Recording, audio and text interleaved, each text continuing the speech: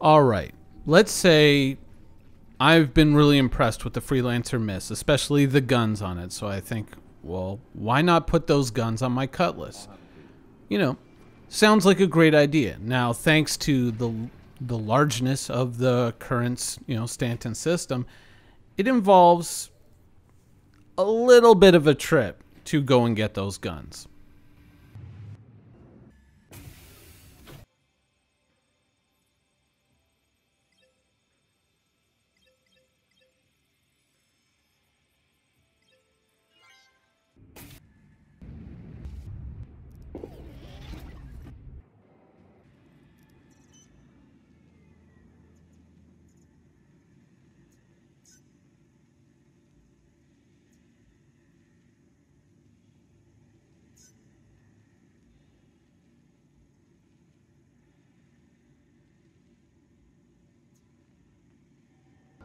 And mission accomplished. Roughly 45 minutes to kind of get that whole thing done.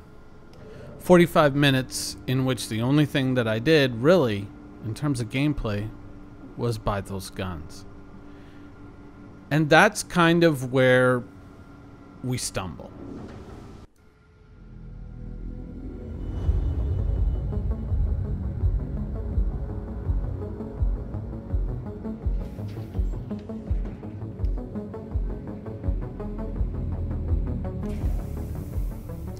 Now, before we kind of really get into it, it's important to first explain why these things exist.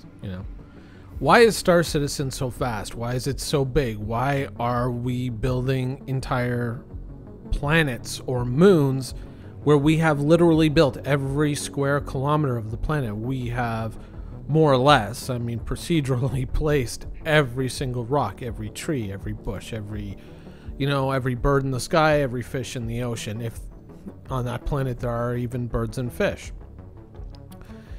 Why have we done all this?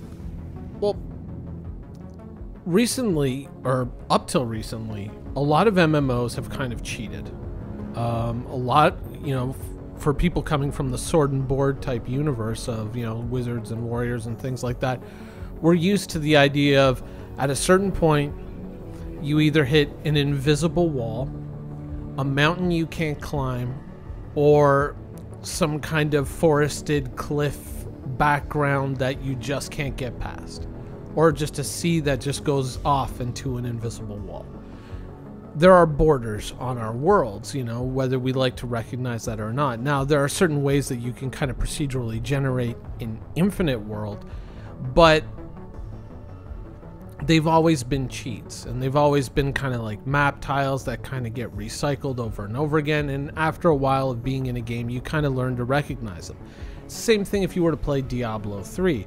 Even though the map randomizes every time, you get used to the tiles, and all of a sudden you know where all the stuff is, even if you've never been on that map before, because you're used to how all the pieces fit together.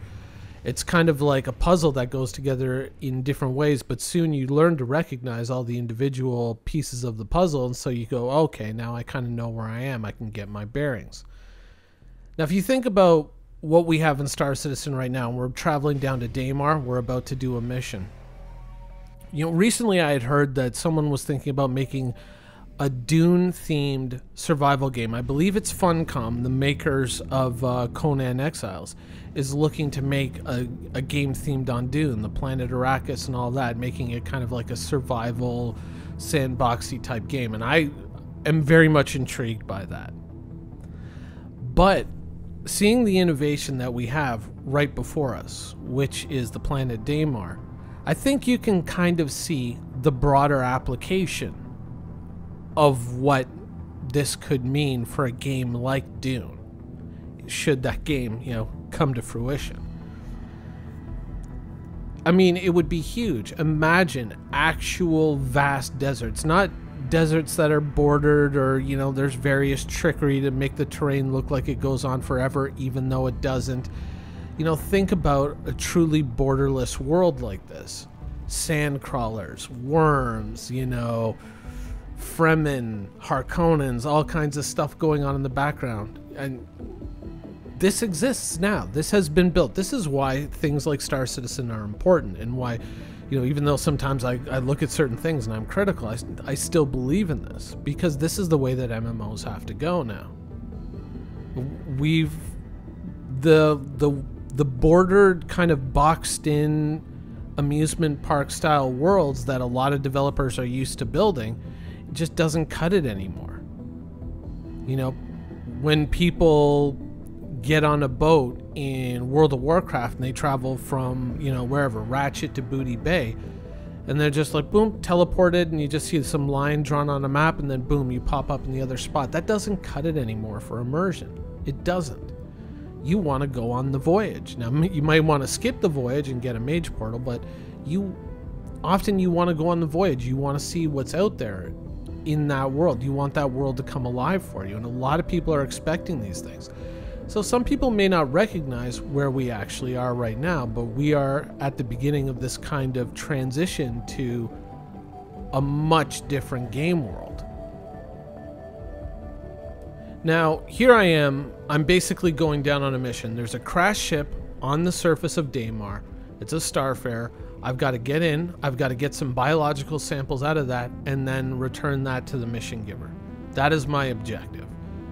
Now, if this sounds familiar to you, it's probably because you've done this mission in space, or you've done this mission, on another planet, and you're thinking like, oh yeah, we've been there before. But we were actually showcased this type of mission about 4 years ago, but it was a lot different. Rewind the clock to about 4 years ago, and we were at CitizenCon 2016.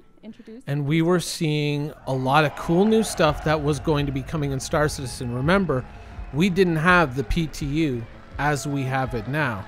We were still in the 2.0 series of patches. The actual persistent universe that we have right now, or what is going to be the persistent universe, was not going to exist for another 2 years. So all the stuff that you're playing with right now was still 2 years away. Remember this mission? This was the Pathfinder demo from 2016. Now, strangely enough, similar circumstances. We have to go and we have to retrieve an object from a crashed ship. There are hostile forces, much as there are today. But the mission was a lot more different, a lot more involved. You had to land far away from the objective because there's an approaching sandstorm in the distance, and we've got to get there in a vehicle that can better handle that. A space bike. So we have to land our ship and then we have to proceed in. Now, there were multiple stages. Originally, you start in an Ursa rover, then you kill a bandit, and you get, the space bike. Yes. But the basic idea is you now have to proceed in a ground vehicle. This type of thing, even to this day, doesn't exist. This is a lot more of an involved mission. Now, when we argue about things like having to, get better rewards from missions, or this mission doesn't feel like it really rewards me for the time spent doing it, this is one of the big problems in the current iteration of the persistent universe. In this version of the mission, it's a much more difficult objective. You've got to sneak in there. There's hostile forces. You got to use different weapons. There's a sniper rifle, and you got to kind of take these guys out without being noticed. Chasing your objective and going after your objective is going to take a lot more, kind of personal investment in your objective. You're going to have to be a lot more careful. You're going to have to be a lot more thoughtful, especially if you're kind of doing this solo. Now, of course, if you were with a group of players and so one of you had a Valkyrie or something like that, maybe you could just come in all hard-nosed and just sweep the area with machine guns, grab the objective and bounce. But as a solo player, you're a little bit more involved. And this is kind of, what I'm pointing out earlier, that it took, 45 minutes for me to just cross the solar system, buy 4 guns, bring them back and equip them on my ship. Versus, something like this, where obviously this is going to take about 45 minutes to do, but it's a lot more involved and you're a lot more tied into it. And there's really nothing here that, you know, beyond a sandstorm, which arguably if they did it here, I'm sure they could do it in the persistent universe as well, at least to some level. There's nothing really here that we don't currently have. There's no amazing things. Space bikes, we got them. The ability to put space bikes on a ship, we got that. The ability to spawn them on it, we don't quite have yet, but we can go and retrieve a space bike. Stealth takedowns, in my mind, that's a little bit of a question mark. I'm not too sure that we have that yet. I haven't, I'll confess, I haven't really tried to sneak up on people with a knife, but doing it with a gun really isn't all that much of a problem.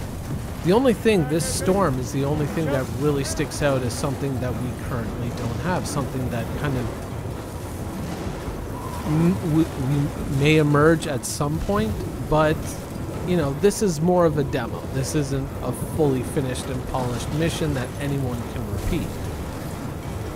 Now, wind the clock ahead 4 years, and we're kind of doing the same thing. Here we are, we're on a desert planet, but there's no storms. There's no reason to avoid landing directly on the mission site.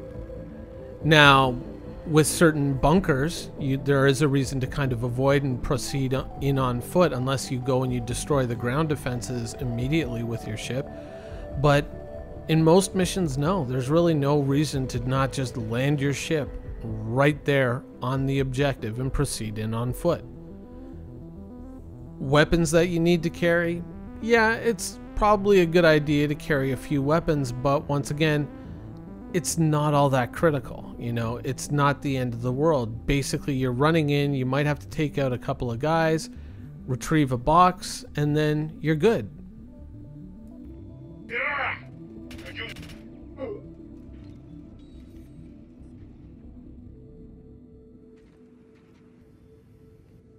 Now, when we're looking at ways to make missions much more immersive and much more realistic, as we did with smuggling, though that didn't really ultimately work out, here's what I think we should do, and it should be like missions like this. When you get to this location, there should maybe be, let's say it's the Ninetails, Dusters, whoever. They've just shot down the ship.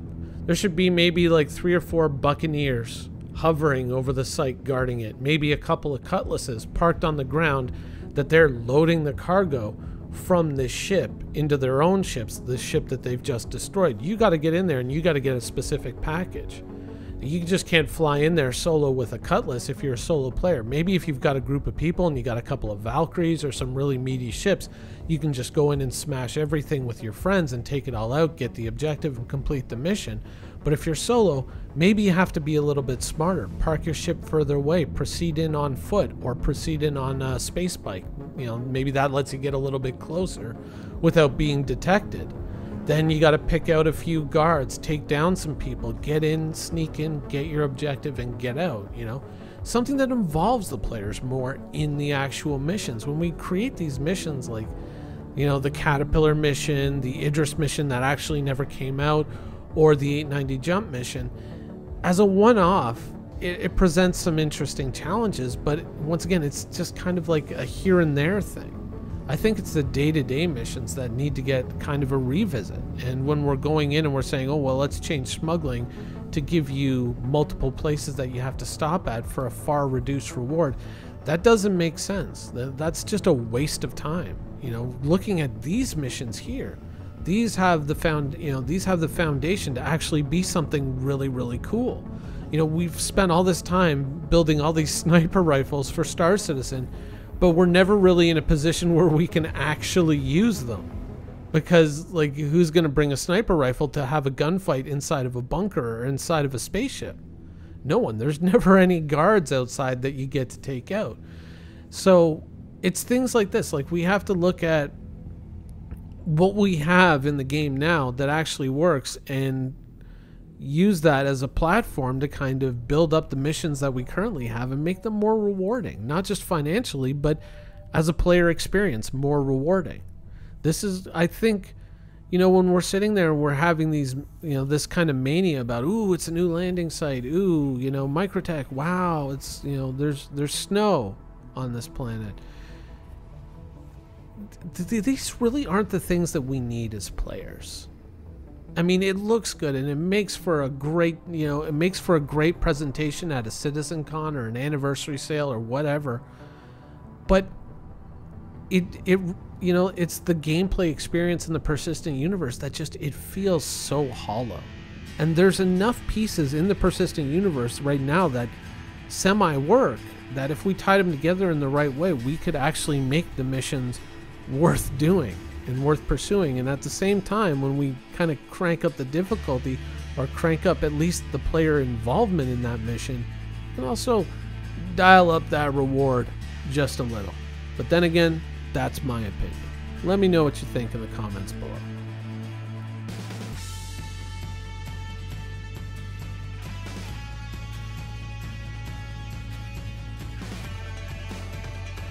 Thank you for watching. So if you want to keep up with the latest and greatest in Star Citizen and Squadron 42's development, please follow us on our social media channels. See you soon.